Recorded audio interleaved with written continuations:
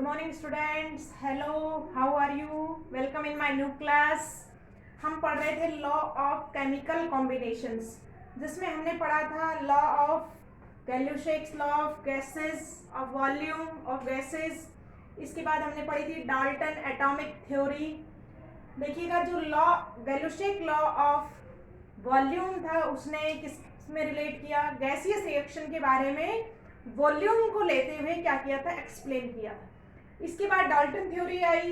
Dalton theory में Dalton ने atoms के बारे में बताया कि एटम्स जो है वो स्मॉलेस्ट पार्टिकल है that participate in A reaction, and atom is कैसा है? इनडिविजिबल पार्टिकल है। तो ये बात कही थी किसने? डाल्टन ने। इसके बाद देखिएगा क्या हुआ, नेक्स्ट थ्योरी आई एवोगैड्रो।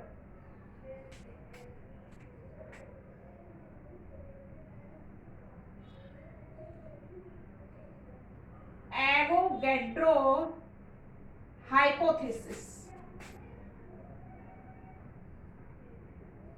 नेक्स्ट जो थ्योरी आई थी वो कौन सी थ्योरी आई अपने पास? Avogadro's hypothesis. देखिएगा, एवोगैड्रोज हाइपोथेसिस से पहले एक साइंटिस्ट आया, कौन? बर्जीलियस। क्या कौन था ये? एक स्वेडिश साइंटिस्ट था।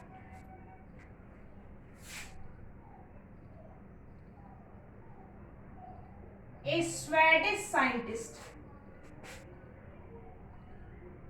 जिसका नाम क्या था? बर्जीलियस।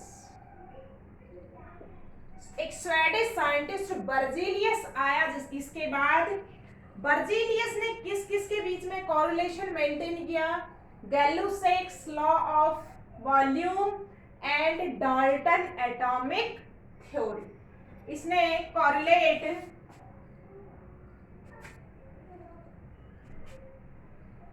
बर्जीलियस ने क्या किया? बर्जीलियस ने कोरिलेट किया किस किस के बीच में? स्वेडिश साइंटिस्ट बर्जीलियस ने किस किस के बीच में कोरिलेशन मेंटेन करने की कोशिश की? Correlate Gay Lussac's law of gases and Dalton atomic theory. दोनों के बीच में रिलेशन मेंटेन करने की कोशिश किसने की? सबसे पहले बर्जीलियस ने। देखिएगा, गैल्यूसेक ने वॉल्यूम की बात की थी और आपका डाल्टन ने किसकी बात की थी? एटम्स के बारे में बात की थी। अब देखिएगा, ये जो कोरिलेशन हाइपोथेसिस, उसने एक स्टेटमेंट दिया, वो स्टेटमेंट क्या कहलाया? Berzelius hypothesis. अब बात करते हैं हम बर्जीलियस हाइपोथेसिस की। कह रहा है कि according to Berzelius equal volume of all gases, अगर आपने डिफरेंट डिफरेंट गैसेस का इक्वल वॉल्यूम ले रखा है, contains equal number of atoms, क्या प्रेजेंट होते हैं उसमें? Equal number of atoms under similar condition of temperature and pressure. देखिएगा बच्चों, क्या कहा बर्जीलियस ने? बर्जीलियस ने कहा कि आपने क्या ले रखा है? इक्वल वॉल्यूम ऑफ गैसेस ले रखा है, तो उसमें एटम्स की संख्या क्या होगी? सिमिलर होगी। देखिएगा, इस चीज को उसने एक एग्जांपल से बताया। जैसे मैं बात करती हूँ एग्जांपल की। एग्जांपल देखिएगा, H2 प्लस Cl2 जब रिएक्ट करेगा तो क्या बनेगा? 2HCl। अकॉर्डिंग टू गैल्यूसेक, आप इसका 1 वॉल्यूम लेते हैं तो क्लोरीन का भी कितना रिएक्ट करेगा? 1 वॉल्यूम। कौन बताएगा? ये जो कोफिशिएंट प्रेजेंट है वो बताएंगे। इसका कितना बनेगा? 2 वॉल्यूम बनेगा। अब बात आती है डाल्टन की। डाल्टन क्या कहता है? इसका आप एक एटम लेंगे तो इसका भी एक एटम और इसका कितने बनेंगे? 2 एटॉमिक मॉलिक्यूल। इसका हाफ लेंगे, हाफ एटम, इसका हाफ एटम, इसका कितना बनेगा? 1 एटॉमिक।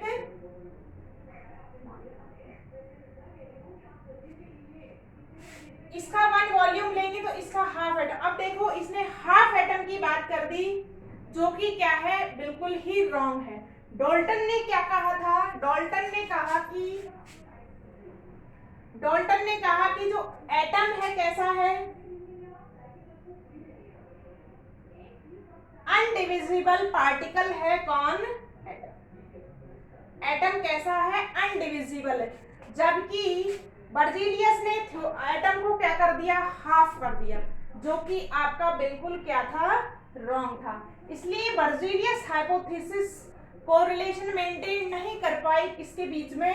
डेल्यूसे and Dalton. इसने एटम को कैसा बता दिया? डिविजिबल बता दिया, जो कि बिल्कुल रॉन्ग है। इसके बाद बर्जीलियस के बाद क्या हुआ? इन 1811, after the Berzelius, in 1811 Avogadro. कौन आया उसके बाद बच्चों? उसके बाद आया Avogadro and used word molecule. in 1811 Avogadro used word molecule at the place of atom in Berzelius hypothesis।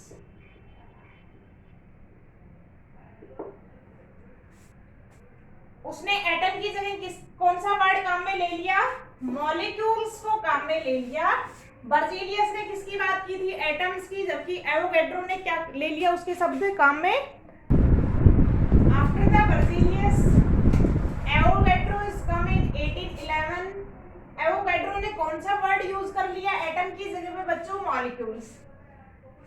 Avogadro, according to Avogadro, देखिएगा, matter consist of 2 type of ultimate particles. कह रहा है कि कोई भी जो मैटर है उसमें 2 तरीके के पार्टिकल्स होते हैं। एक तो क्या हो सकते हैं? एटम्स, और दूसरे क्या हो सकते हैं? मॉलिक्यूल। इसने दोनों की बात की कि एटम भी होते हैं और मॉलिक्यूल भी। देखिएगा, एटम क्या है? What is atom? Atom the smallest particle of an element which may or may not have independent existence. कह रहा है कि किसी भी आपके एलिमेंट का सबसे छोटी यूनिट है जो कि आपकी फ्रीली रह सकती है और नहीं भी हो सकती, and take part in a chemical reaction is called atoms।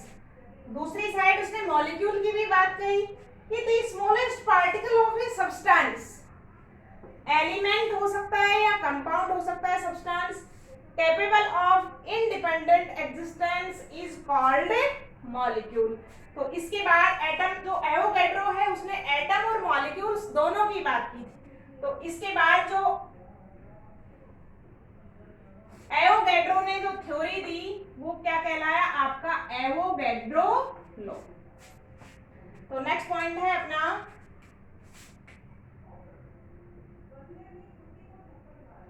Avogadro's law. Avogadro law क्या है? देखिएगा बच्चों, under similar condition of temperature and pressure. क्या कहा एवोगैड्रो ने? Under similar condition of temperature and pressure. कह रहा है कि टेम्परेचर और प्रेशर की सिचुएशन कैसी होनी चाहिए? सिमिलर होनी चाहिए। Equal volume of all gases, ध्यान से देखिएगा, equal volume of all gases have equal number of molecules। Berzelius ने किसकी बात की थी? एटम की बात की थी। इसने क्या कह दिया कि क्या रखेगा? Equal number of molecules. तो दैट इज एवोगैड्रो लॉ। इसका मतलब क्या हुआ? जो वॉल्यूम है वो डायरेक्टली प्रोपोर्शनल टू है नंबर ऑफ मॉलिक्यूल्स की। देखिएगा अब इसने क्या कहने की कोशिश की है कि जैसे देखो आपके पास 3 कंटेनर्स है, एक में मेरे पास H2 गैस है, सेकेंड कंटेनर में मेरे पास क्लोरीन गैस है और तीसरे कंटेनर में मेरे पास ऑक्सीजन गैस है। देखिएगा टेम्परेचर और प्रेशर की इक्वल कंडीशन है, मैंने इक्वल वॉल्यूम लिया है, मैंने इसका लिया है 100 ml, इसका भी मैंने 100 ml लिया है और O2 भी मैंने कितनी ली है। तो कह रहा है कि नंबर ऑफ मॉलिक्यूल्स क्या होंगे, सिमिलर होंगे। इसका 100 ml है तो मान लो इसमें अगर मैं मानूं कि इसमें 100 पार्टिकल्स हैं या मॉलिक्यूल्स हैं, तो अकॉर्डिंग टू एवोगैड्रो अगर वॉल्यूम इक्वल है और आपकी प्रेशर और टेम्परेचर की सिचुएशन इक्वल है तो नंबर ऑफ पार्टिकल्स या मॉलिक्यूल्स भी क्या होंगे, इक्वल है।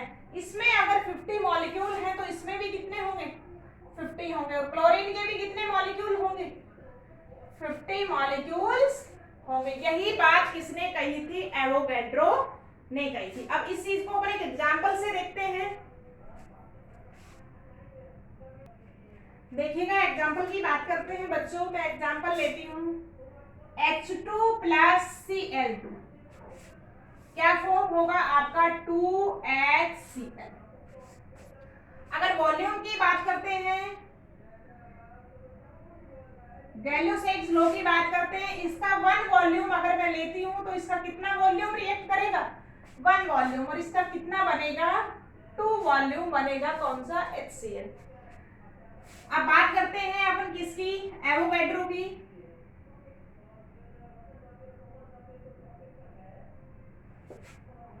एवोगैड्रो क्या कहता है, इसका कितना मॉलिक्यूल ले, N मॉलिक्यूल, इसका भी कितना ले, N मॉलिक्यूल, तो इसका कितना बनेगा, 2N मॉलिक्यूल।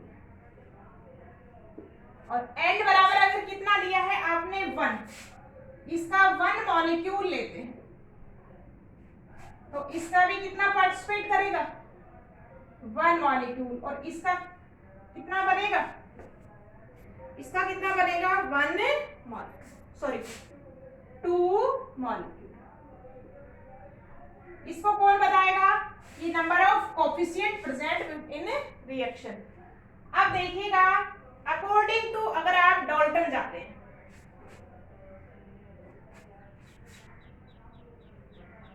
इसका आप कितना लेते हैं, मैंने इसका अगर 1 बनाना है, 2 मॉलिक्यूल बनाने के लिए आपको 1 लिया है।